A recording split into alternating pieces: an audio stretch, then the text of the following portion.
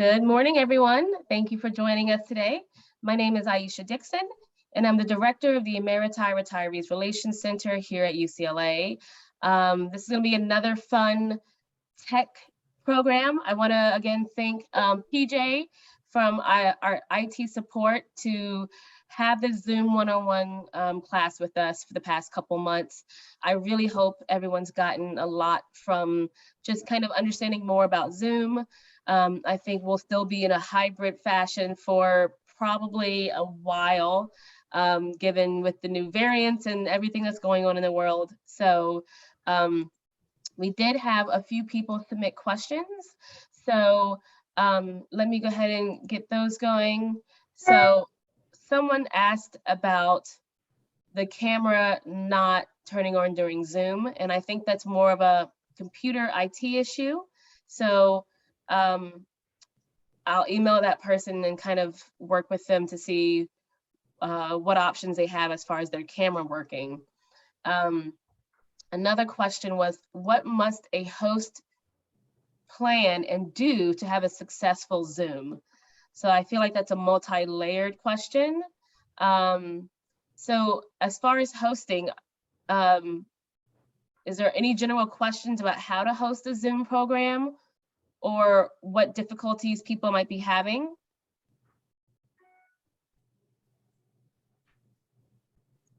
Or PJ, I don't know if you want to just talk about in general about hosting and what people can do to have a successful Zoom when hosting. I'd appreciate a run through it. Okay, like a shared screen as how to host a program or how to host a meeting? Well, basically how to initiate the Zoom, either for a meeting or a one-on-one contact. Okay.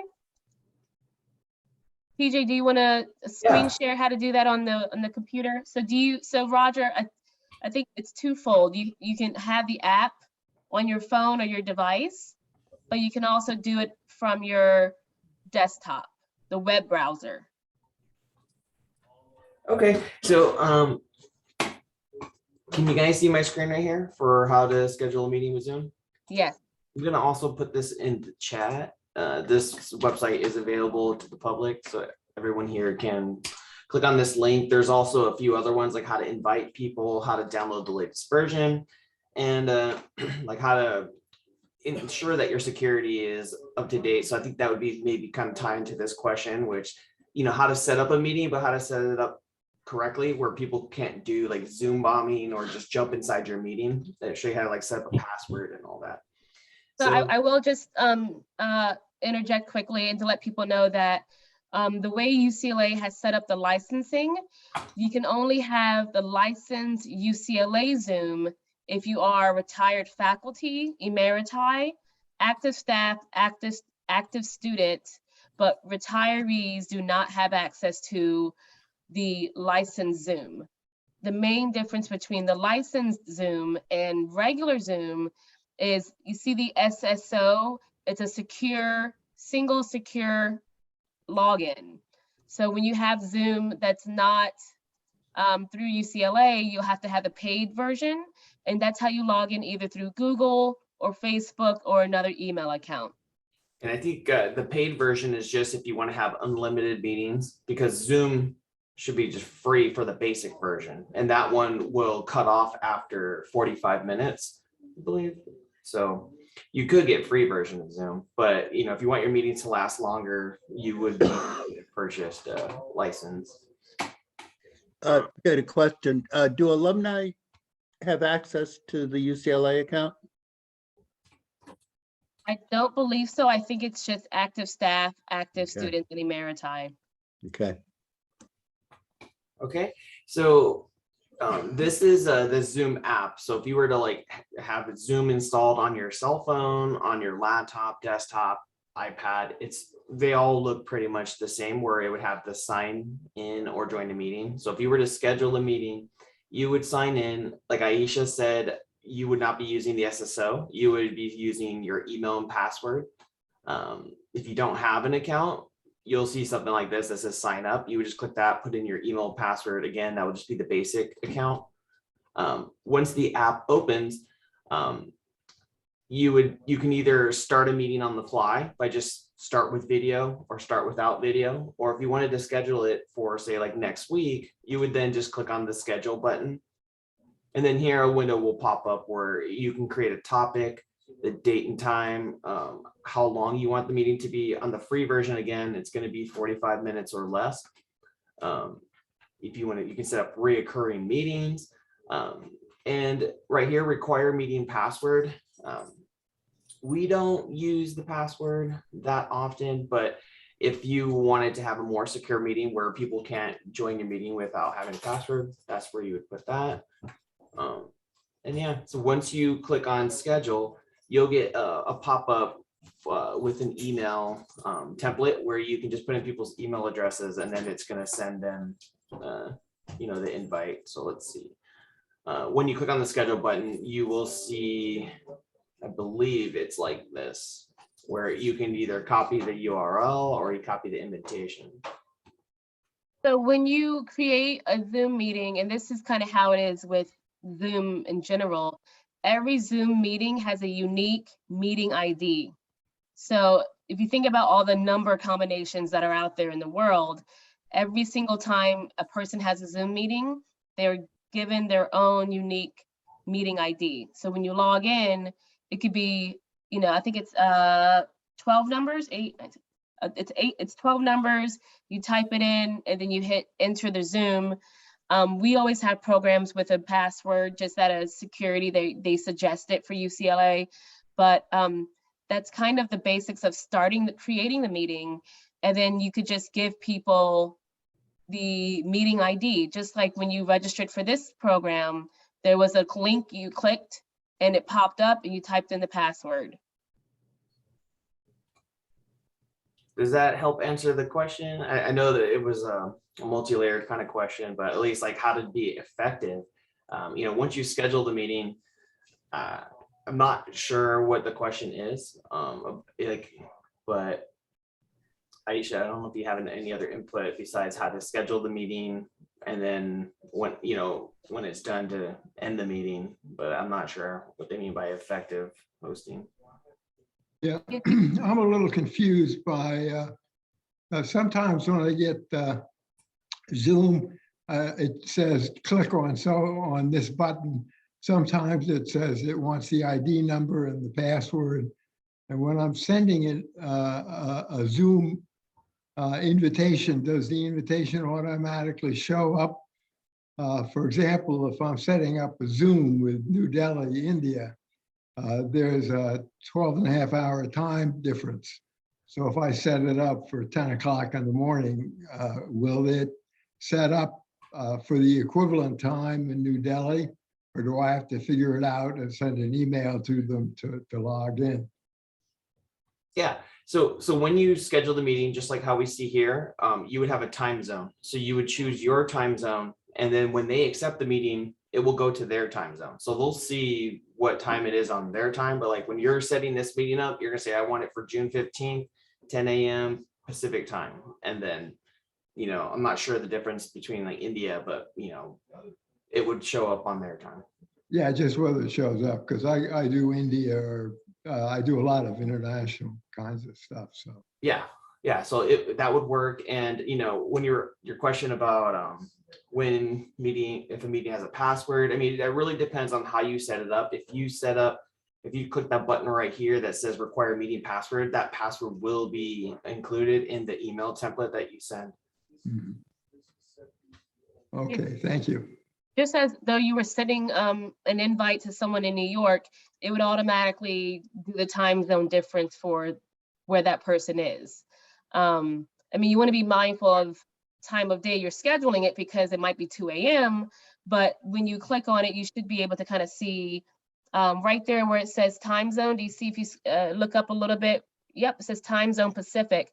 You could click that to see what it looks like in the country you're sending the Zoom for. So if you want to target like 1 p.m. in Australia, you would click on that to see what that equivalent time is on the West Coast. Yeah. Okay. Is that a little clear for you? Yeah, I think so. I had another question, but it disappeared. It'll reappear. The neurons are a little slower when you reach your 80s. So there's a question from Toby about repeating the UCLA retiree sign-in process. Toby, do you mean this part here that we're talking about, or because there's an Emeriti that's a secured login, but I'm not quite sure about the specific retiree process. Oh, Ayesha, I thought can you hear me? Yes. Okay, I thought you said that there were two ways to sign into the Zoom. One was to do it through the retiree and UCLA licensed. Yes. So pathway, or the other way was just through our own email and password. Is that correct? yes. And are we as retired staff, not faculty, staff, able to use the UCLA pathway? So to if you look at the shared screen now, so unfortunately, and this is something that I asked for in the beginning of the pandemic, about getting retirees access to the license account, but I was told that they didn't have the capacity to have all retirees to have access to the license account. It's only for active staff, students, and Emeriti faculty. So that's just one of the privileges for the retired faculty. So when you're on this page here and you're logging in, you would log in with your email and your password, or through Google and Facebook.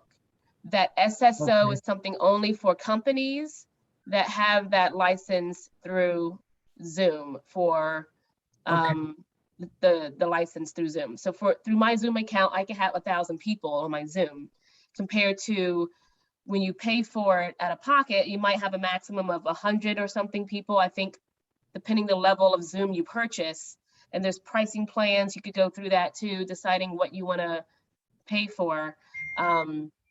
But through the companies that we use the SSO. Ayesha, I have another question. I've been a participant in a Zoom session with the high school friends who are in Denver. So did the organizer have to pay for Zoom? She's never said anything about that. Do you pay for it? So Zoom is just like any other software that you can have, whether it's Outlook or Word or YouTube. Well, probably not YouTube. There's a free version, and the free version gets you 45 minutes. And then after that, it will stop. So depending on how long you've been on your Zoom with your friend, if it's longer than 45 minutes, they probably have paid for a Zoom account. Oh, okay. You can just, you could just ask them, but yeah, I think if you look on the screen now where PJ's doing, you can, the basic user can have up to 100 people for 40 minutes. That's the time limit. Whereas me with this account through UCLA, I've had a 3-hour Zoom. So the only difference between the paid Zoom and the unpaid is the 40-minute time frame. They give you 40 minutes for free. Otherwise, you got to pay for it. That's why she hustles us. Probably, or you can also use other apps like WhatsApp or FaceTime. There's other alternatives to Zoom. So, or Skype. I think Skype might have free things too. But there are different options. And also one other thing, this tutorial you're putting in front of us, can we get that? Can we look at that somewhere to go back and review things if we need to this frequently? Yeah, so PJ, if you can copy and paste that into the chat, I will send this Zoom website in a follow-up email, also with the recorded presentation so that you can see. But if you type in zoom.us, you will be able to see all the options that Zoom has, how to pay for it. So the plans and pricing, actually, I can put that in the chat right now. So that's great. Thank you. The Zoom website is zoom.us, and they have plans and pricing. They have a lot of different things. So for example, with UCLA, I think we probably have the large enterprise, which is $20 a month per license. So if you can imagine the cost of every student, every professor, every active staff that has a licensed Zoom account, it's got to be probably in the millions. PJ, do you know what UCLA pays for Zoom for us? A lot, yeah. A lot. So, but it's like a lot. It's a lot. So that's probably one of the reasons why they didn't allow it for all retirees. We have 16,000 retired staff and faculty, and of the faculty would be like 1,300. So opening that window for all retirees would probably not be cost effective. And, you know, it's UCLA, you gotta stay in a budget. So hopefully that answers your question, Toby. Is that? Thank you. Yeah, okay. If you're on recall, do you have access to the UCLA? Yes. Yes. Okay, thank you. I can put that in the chat. So do you have, if you still have a departmental email, then you will be able to access the Zoom license. Zoom works off of your UCLA login ID. Right. So even if you have it, as long as your, I think your status has to still be employed. Because I know there's people who have left, and when HR changed their employment status, they lost access to Zoom and Box, even though they still had access to their department email account. So you just have to make sure that your UCLA login ID is still active. Well, I use the BOL for my Yeah, so like how you email, so it would not be departmental. when you would go on to I am UCLA and whoops, where is it? Accounts, this one, and you would check your appointment type, and if you are still employed, or that would ensure that your applications are still enabled. But Okay. if you're in the retired or like not active, then it won't work. I assume I'm active because they're still paying me. It's worth a shot. So when you go to that Zoom and you type in the company as UCLA, it'll prompt you to. Yeah, I'll do it right now so they can see. Okay. So if we sign in, you'll see the SSO. And you just type UCLA, and then it's going to redirect you to the single sign-on page. And then that's where you would enter in your information. Okay. Yeah, do you have this part, Roger? I'm sorry? Do you do this part when you log in? Yeah, I do that at least 50 times a day. So then you probably do have the UCLA account. So if this pops up and it goes through and it has the little thing that goes to your phone to approve that that's you, then that you can use that for your Zoom account. Okay, thank you. Because what I've also done, because our retiree association does not have the Zoom, I always set up Zoom accounts for meetings and book clubs. For example, Al is on the board of the retiree association.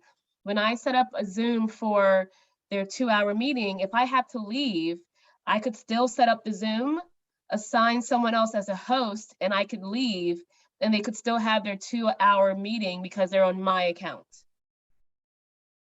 Yeah, I guess the other question I have, when you're on a doctoral committee and what typically happens at a doctoral committee is that you ask everybody, including the PhD candidate, to leave while the committee has a discussion.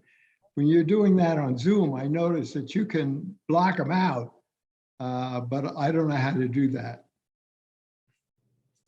How to block someone from attending? Well, the problem is that the student is not supposed to be in the discussion of the committee. Then you have to have the student come back to present the dissertation. So you've got to put them in the waiting room and take them out of the waiting room and so forth. Yeah, that's how you do that. So good example is I was in a board meeting the other day and we were taking a vote and 2 people had to recluse themselves because it was concerning the faculty center. So as the host, I was able to click that person and put them in the waiting room so we could have the vote without them seeing it. And they just went into like a virtual waiting room. And Yeah. then after the vote, I allowed them back in. Okay, but how do you put them in the waiting room? Okay, so Roger, if you, let's say you're host, and if you want to give it a shot, I can kind of show you. Are you on your computer now? Do you want to see if you can try it on your computer if I make you the host? Okay. Okay, so let's practice. I don't Oh, know go if ahead. he's on the Zoom. I'm not sure if he's gonna be able to change those settings. Also, Roger, are you a licensed user? No, I use the UCLA. Okay, got it. Okay, so that's a prerequisite, Ayesha. I was just making sure. Okay, so I can, let me take a screenshot and then maybe I'll try to share my screen. Hang on one second. I can almost do this as fast as you can, PJ. Let's see if I do this. Oh, that's myself. Hold on. I can't do myself. Okay, so.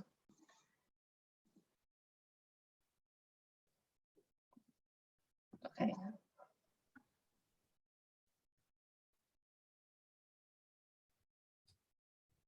Okay, so let's see. Okay, let me show you. I'm going to share my screen, PJ. Let me see if I can do this correctly. Okay. Okay, let me close this. So there are 3 dots on everybody's Zoom box, right? Mhm. You know those 3 dots in the top right corner? Oh, okay. So when you click on the 3 dots, you get these options: unmute, start video. Down here, let me move this out of the way. It says Oh, so put in it's- the waiting room. Yeah. So these are all the options. Like, so when I clicked on, for example, I think I clicked on Margaret. I can ask her to unmute. I can send her a chat. I can make her a co-host. I can rename her, but I can put her in the waiting room or I can remove her period from the whole Zoom. Okay, so there'd be 3 lines, and what you've got currently on the screen, I don't see the 3 lines, but as I remember, when I do pull the Zoom down, I do see it. Yes. So when you click on in the gallery view, you can look on 3 dots, and these are the options it gives you when you click on those. Okay. Okay. Okay, thank you. Sure. So there was, I think I saw another question in the chat about can the Zoom meeting be set up with the Apple email? Does that mean like your iCloud account? Is that the question? I think that's what, Bertha, that's the question. Okay, yeah, your email is your email. So your email can be Yahoo, AOL, Gmail, whatever email you sign up with. It could be bob@icloud.mac or whatever. I don't know what iCloud's email is. That's your email account, and then your password is just what you sign up with. Okay. Thank you. Sure. So I know the last few Zooms we had questions about profile pictures and backgrounds, but everyone seems to be okay with that part. Any other general questions you have about using Zoom, or have you all kind of picked it up as you go? It's, you know, it's kind of something where there are options to do filters and things like that. So has anyone have any other questions? I have my filter on right now, so I like this one. Yeah. Dynamite. Ayesha, where do you get that stuff? This is Toby. Okay, so at the bottom of your screen, you should have where you have mute, stop video, those options. Yeah. If you see the little arrow by stop video, it'll pull up, choose a virtual background, choose a virtual or choose a video filter. So those are video filters. If you go to start video or Yeah. on that one, Yep. Where do you see at the bottom where it says, all right, I'm sorry, you have to look at me, but you're beautiful. no, but wait a minute. I don't see any options. It just puts my picture up. Okay, do you see where it says choose virtual background or choose video filter with that little arrow? All right. Oh, yes, I see that. Okay. Let's click on choose virtual background so you could practice that one. Oh, yeah, that's good. I mean, so you can change where you are, so they don't Yep. see your See, horrible this is room you're me in, at the or the Arboretum. bad lighting. All right, Oh, so you yeah. choose a background, then you click that, and then you would move over to one of these things, choices. Yep. Wow, Do you want to pick one and see how it works? sure, let's do that. Yeah, how about putting me at the beach? I could be at the beach. All right, where are we? Oh,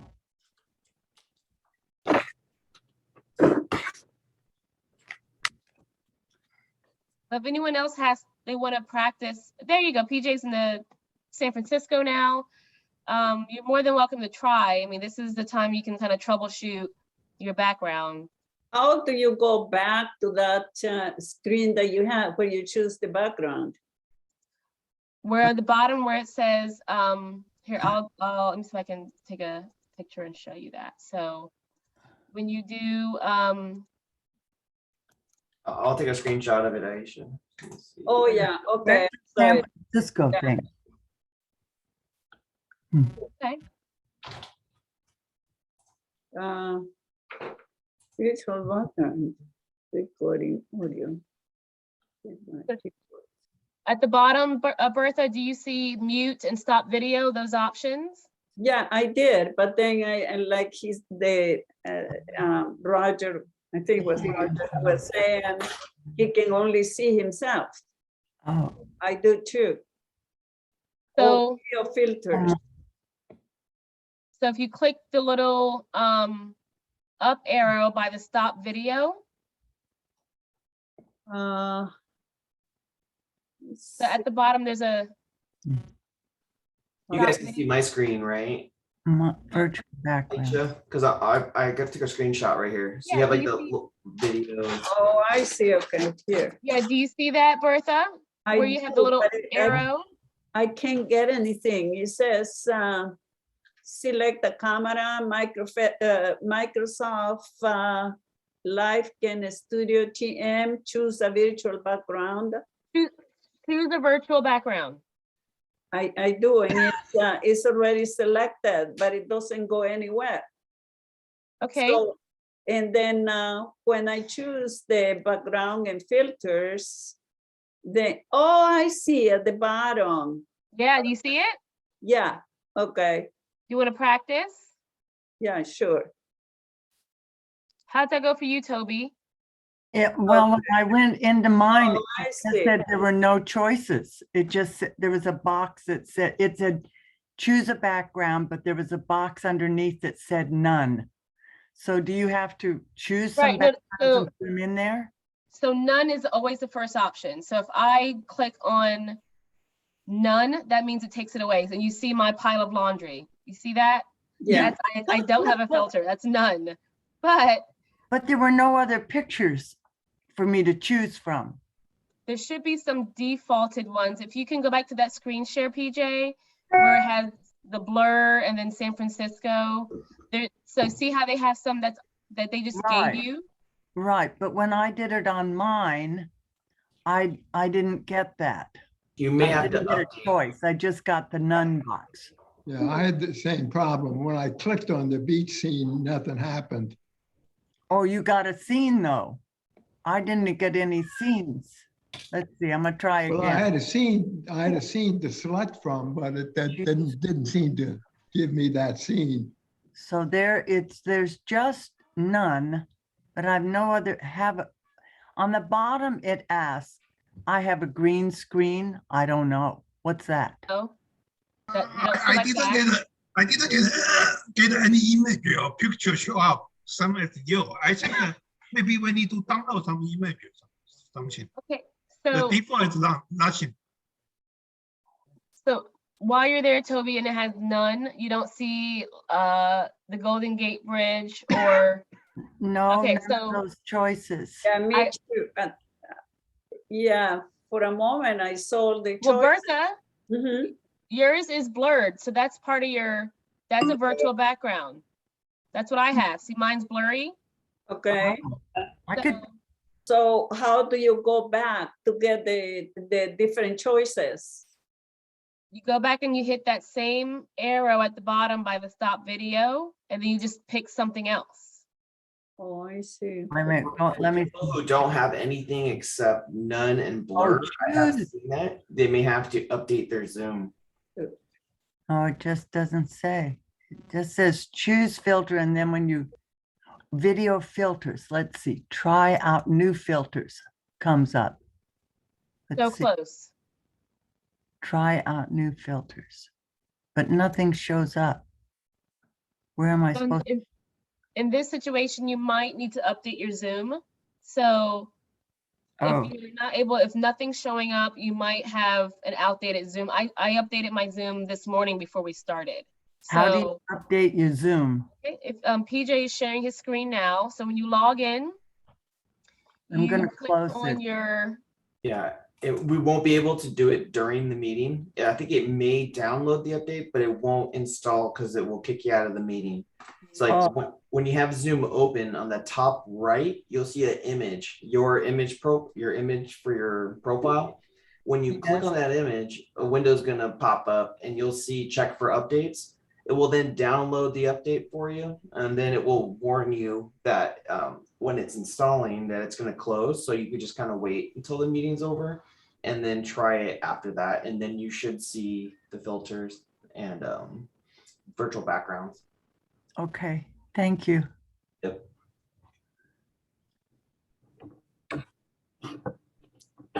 No, I can't get. any other questions? Not from me, thank you. Okay. What other issues are people having with Zoom? I mean, everyone seems to be doing it well so far. Betty has a nice background. Bertha, you're blurred, but you're there. You're doing something. Yeah, I did find it temporarily, but then I lost it.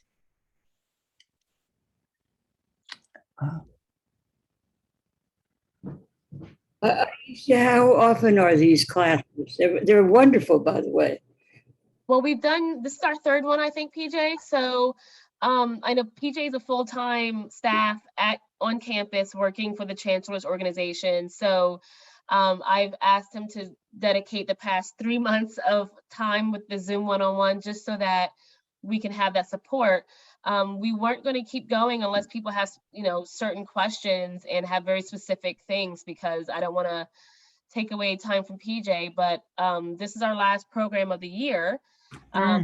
So, if I had other people submitting questions for the Zoom that he could answer, I'd love to do this monthly, but I think maybe we'll have another program probably in March. I'll see what PJ's schedule looks like, but I really only want to take this time away from PJ doing his job if he's got specific questions and things that people can answer. And just to pursue that for a second, if I could. I think this is an invaluable resource, and I have a feeling, at least from the Faculty Women's Club, which has a couple hundred members, that people don't know too much about this. And I would like to publicize it. So if when you are going to do something, if you let me know, I'd be grateful, and I'll certainly let them know. Because I think it's a terrific resource. Yeah. Ayesha, it's Toby. Are your previous programs recorded so I could go look at them? Yes, so I will put, and is everyone familiar with the chat button and how that kind of works, the chat feature? We're learning. Really. Okay, all right. So at the bottom, you see like a little talking button emoji. I don't know what it's called, icon.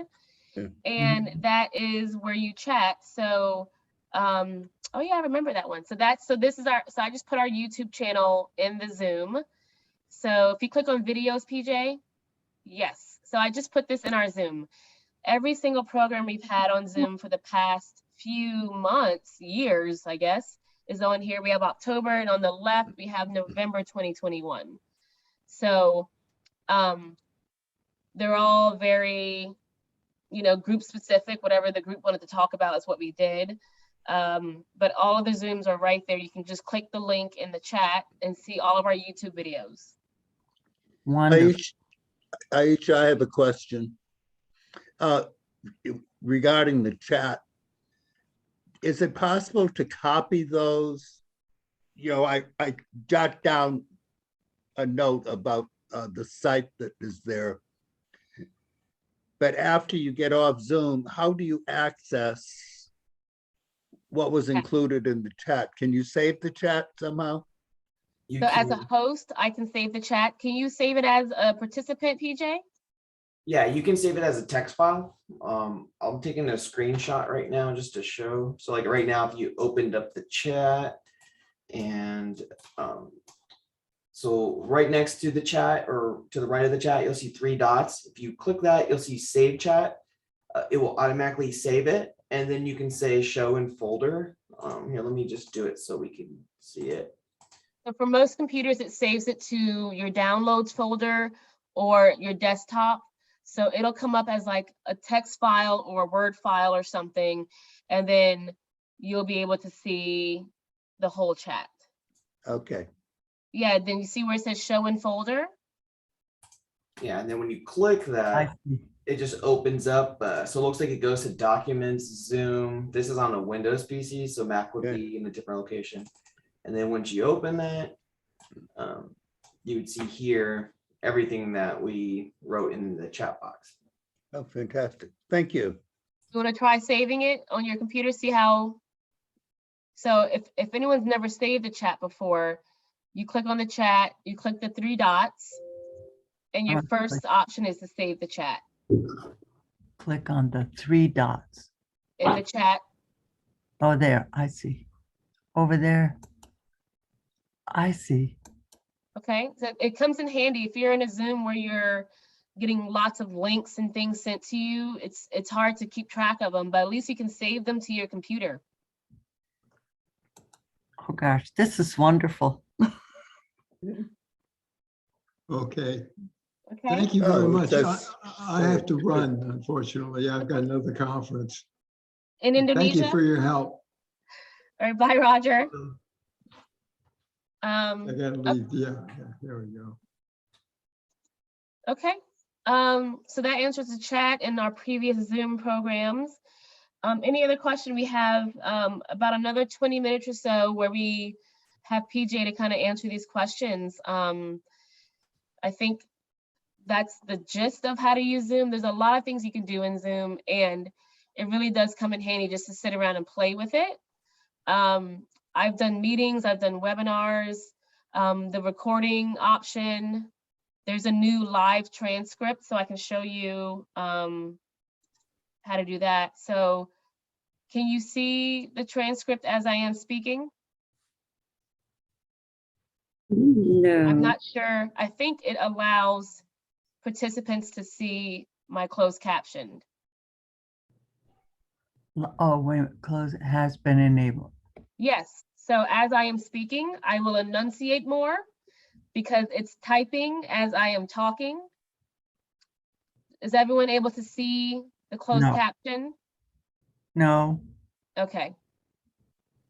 Here, I enabled it for you. Go ahead. Okay. So can you see that it's typing the words at the bottom? No. Okay, let's see. I see it. Let me see. Show. You may have to click on the button. So next to, do you guys see live transcript or like a box with CC? Yes. If you click on that, you'll see it say show subtitle. Right.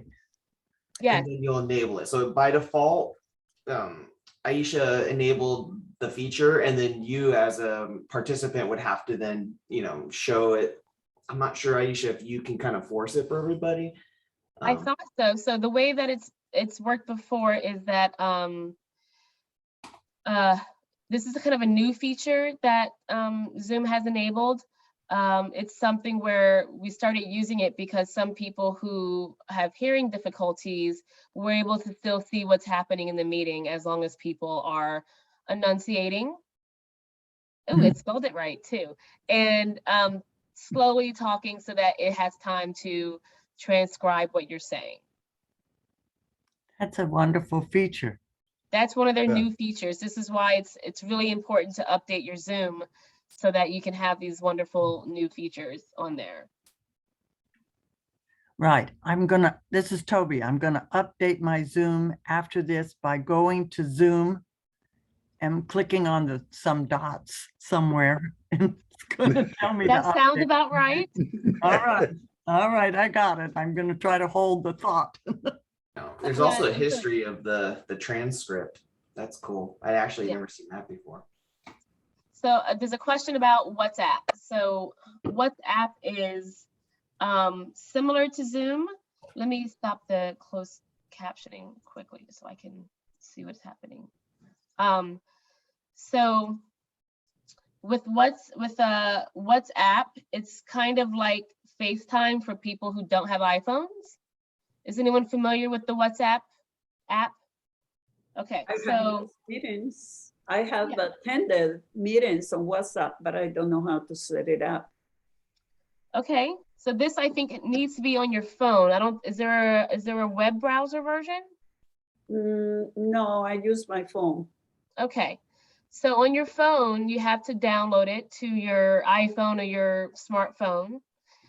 And then you just type in the person's phone number. They also have to have WhatsApp. Yeah. Oh, So like my sister has an Android and, oh, you can't see it. Let me unblur myself. So when I'm with my sister, which is kind of difficult to see. Oh, it's a bummer. Okay, well, I can't do that then. You type in their phone number and it pops up on their screen as well. Okay. Is there an advantage over, because I have a lot of GoToMeeting. Is there any advantage of GoToMeeting versus Zoom? So I feel, Skype's been around forever, and I feel like Skype kind of dropped the ball on this phenomenon of virtual meetings, because I've used GoToMeeting for years before Zoom was a thing. I think it's a similar software. People use GoToMeeting or they use Cisco or something like that. WebEx is another WebEx, brand. Right. So these are all very similar software. There's pros and cons to each. I think Zoom is a lot more intuitive and easier to just click and go. Whereas GoToMeeting, it may not be as easy to navigate, but it's the same type of thing where it's virtual meetings. I had used Zoom for years, and I think just better marketing with Zoom, and people just latched onto Zoom versus Skype. Okay. Is there any, the group that we do GoToMeeting is the University Credit Union. I don't know whether there's a better security. When we hold our virtual meetings, is one more secure than the other, or is it pretty similar? They're all very similar. I mean, PJ, from an IT perspective, is there one thing that Skype does better than Zoom or GoToMeeting does better than, these are all just different types of platforms, just like, different types of phones that they all call, but there's, pros and cons to each. Yeah, I think you're right on that. I think, they both have the same types of processes. I specifically use Zoom. I don't use GoToMeeting, so I can't really speak on that. I do know that a lot of people, especially with campuses, are using Zoom, and the Zoom gets frequently updated. So I could, say on that part that it's always getting tested for vulnerabilities and getting patched and getting fixed, while GoToMeeting, I'm not sure how often they do their updates, but at least with Zoom, I can say from my experience that, you know, they have been on point and very fast on fixing vulnerabilities and security issues.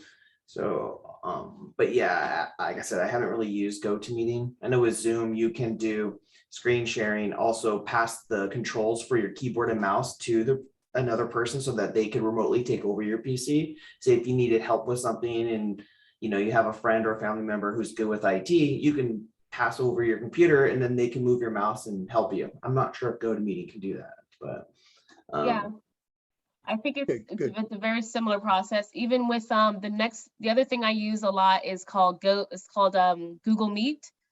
So it's the same kind of thing where it's just a virtual online meeting software. So like I'm looking at it right now. If I look at GoToMeeting, it's been around for 17 years.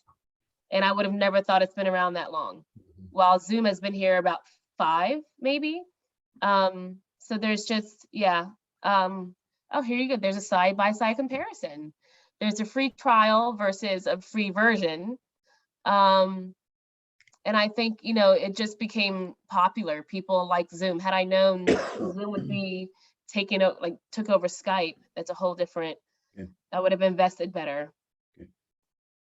Well, I think Zoom is much easier for me. It's much easier to use than GoToMeeting. I have some Yeah. trouble with the GoToMeeting. Yeah, it's because when I do, I had a program with Kaiser Permanente and they use WebEx and it was right. very clunky and just not easy to use at all. But you know, other companies use different things. I have a question. Sure.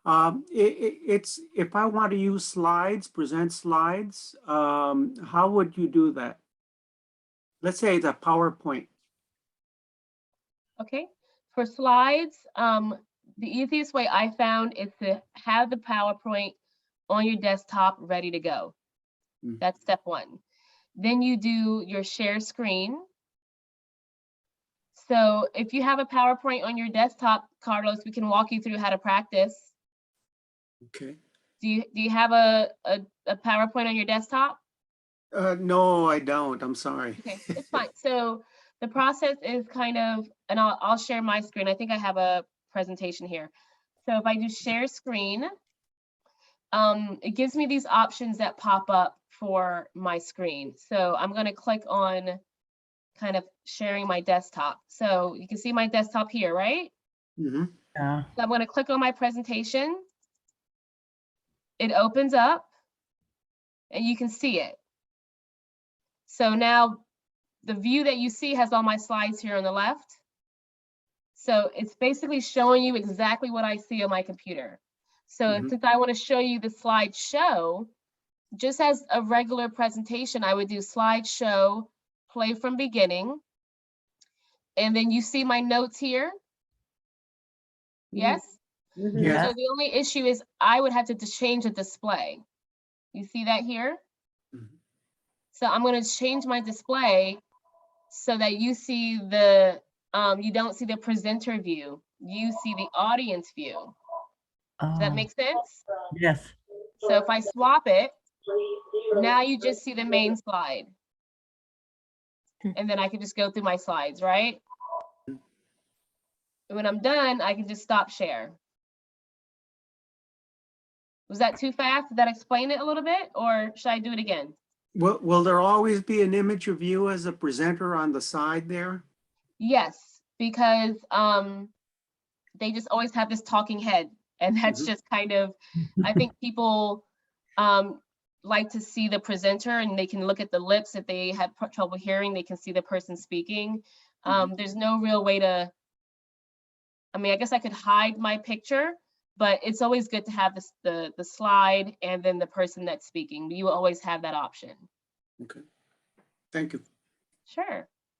So I know PJ has to go at 11. So today's presentation, we're not going to be able to have any more extra time, but we have about, let's say 7 or 8 more minutes. Any other questions that you have about Zoom before we end at 11? this has been great for me anyway. It's always good to kind of see what questions and people are having about Zoom. But I think for the most part, everyone's got it. Go ahead, Betty. Yes, I just wanted to ask when you think you'll be starting this series again, so I can tell the faculty women. Let me talk to PJ and see if he wants to come back. Yeah, And Ayesha, then- I'm available. Okay. Just let me know when you want to schedule it. And Oh, wonderful. Okay. Okay. Yeah, please. Betty, if you want to have it in conjunction with the ERRC, do you have a specific, how about you email me with a certain date that the Faculty Women's Club wants to have it, and we can do it as a combined program. So you're talking about a single get together or a series? It's up to PJ. If you have, if you want to identify a couple dates, I have to go with whatever PJ's schedule is. So if we do like, you know, the third Friday of every month or something like that, we can, I'll work with PJ to see when he's available. And we'll maybe do a 3-part series. I don't want to take too much time away from him, but let's say if we start January, February, March, and we'll see how that goes. Does that sound good, Betty? It does. I need to take it back to our meeting, which isn't going to take place until the middle of January. But as soon as we have something, I think there should be considerable interest in this. And I think you've done a beautiful job, and PJ as well. So we have a lot to be grateful for here. thank you. Thank you. So let's shoot for, if your meeting's not until February, let's shoot for February, March, and April. So Okay. I'm not quite sure if you know PJ, but Betty, are you on the board? You're not the president this year, or are you the? I'm the past president, which means I'm on the board, and Right. can take things back quickly. So I'm not sure if anyone knows about the Faculty Women's Club, but UCLA, I guess I'm not sure how long it's been around, but the Faculty Women's Club since 1918. I'm looking at the website now, and I'll put it in the chat. So I think I'm also a member. So the Faculty Women's Club was started way back when. I think a lot of faculty members' spouses were just always meeting up and getting together at the faculty center. So they started the Faculty Women's Club. And Betty's the past president. They do activities, programs, their general meetings, they have scholarships. So feel free to check out the Faculty Women's Club, and we'll try to get something on the calendar in the new year to have PJ and us kind of do this kind of combination program. Perfect. I think the last meeting I went to was at Shirley's house for Lunar New Year. Is the Faculty Women's Club, I have a question, is that Toby speaking, is the Faculty Women's Club only open to faculty? No. No, I'll get, only staff members can belong? yes, we're going to pitch that generally, but for you, for sure, you should know, we'd love to have you. And I can give you my email, or however Ayesha wants to use this time and arrange that we can stay in contact. Yeah, I'll put that in the chat. So I mean, I'm an active staff Betty. member. I'm not faculty. I'm not married to faculty, but as an active staff member and the director of the Emeriti Center, our department wants to make sure we're included and involved with a lot of different membership and networking groups. And this is one of them. We're also, if you name it, I'm probably a departmental member to something. So I put the information in the chat. You can definitely learn more about joining. You can email Betty, or you can email their, I guess, membership chair to find out more about the Faculty Women's Club. I think me would be easier because we've had the conversation. And then Okay. Well, Betty, do you want to type in the chat your email? Do you know how to do that? I do, but I am having some problems doing typing. So Okay. I'll give you, it's BETTEBILLET@ucla.edu. I think I might, yeah, I'm pretty sure I have your got it. email, Betty. I've emailed you plenty Repeat it again. per. I'm going to put it in the chat. Just give me 1 second. I want to make sure I type it correctly. Okay. So, oh, here we go. So this is Betty's email. Okay, great. Very good. Thank you. Sure. Is that correct, Betty? Looks perfect to me. Okay. I try to be perfect on Fridays. Only on Fridays. Ayesha, although you enunciate quite well, Betty came out Buddy. Betty, I have Betty, a captain on. that might be the New York in me, possibly. I don't know. It comes out sometimes. And then the LA for sure thing comes out too. So I'm, you know, I'm a mixed breed of East Coast and West Coast. All right, any final questions before we wrap up today? And then we'll get started on a series in the winter, and thank PJ for helping us. It's been wonderful. Thank you. Thank you. You all did fantastic. I'm glad Bertha was able to get her virtual background. So I guess today's homework assignment between now and the new year, update your Zoom. Right. It's something you should probably do once every 2 months at the minimum, because as I said, they're one of the top companies right now, and there's security software updates, there's new filters to be added. It's just like on your phone when it tells you a software update, you should do it so that you have the most current software and the most current safety features. So if you have an iPhone, you can go to the Apple Store and then it'll tell you update software, and that's how you update it, at least for your phone or your devices.